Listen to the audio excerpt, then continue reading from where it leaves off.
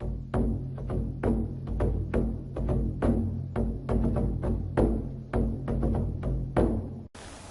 folks, Tex Grebner here with Tex Grebner Outdoors. When I was a younger man full of dreams and had more ambition than I had good sense, not a whole lot's changed, but I got it in my head that I was going to be a fur hunter. And a fur hunter needs a fur hunter's rifle. And that's the purpose of this video. Because a good Coyote rifle can be obtained for not a lot of money.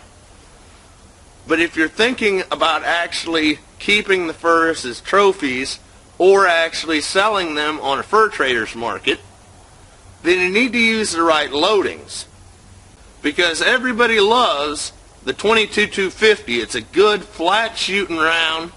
The bullets blow up inside of a Coyote.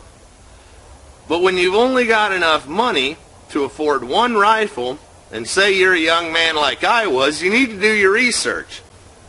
This rifle is a 243 Stevens Model 200.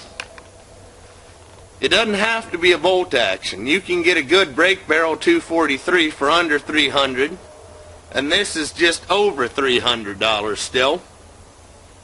But 243 is what back in the day I came up with as the best caliber for fur hunting and for in case I ever went out of state for deer hunting. Because a 243 is a little bit slower than a 223 and a lot slower than a 22-250. And with soft point ammunition, you're a lot less likely to tear up a fur with a 243, but it's a multi-purpose rifle. So if you wanted to take it deer hunting as well as coyote hunting, well then you can. When you've only got a finite supply of cash on hand that you can save up, you need to maximize your option. Now I mentioned soft point ammunition. I would use a soft point as my fur round.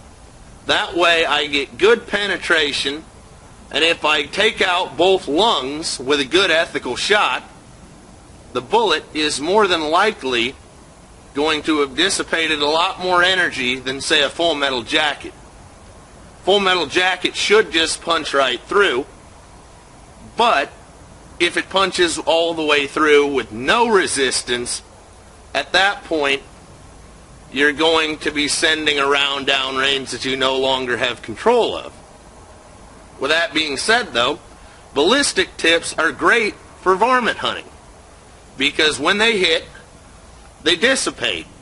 The trouble is that tears up a fur, which is why I choose, as I said, a 100 grain 243 soft point.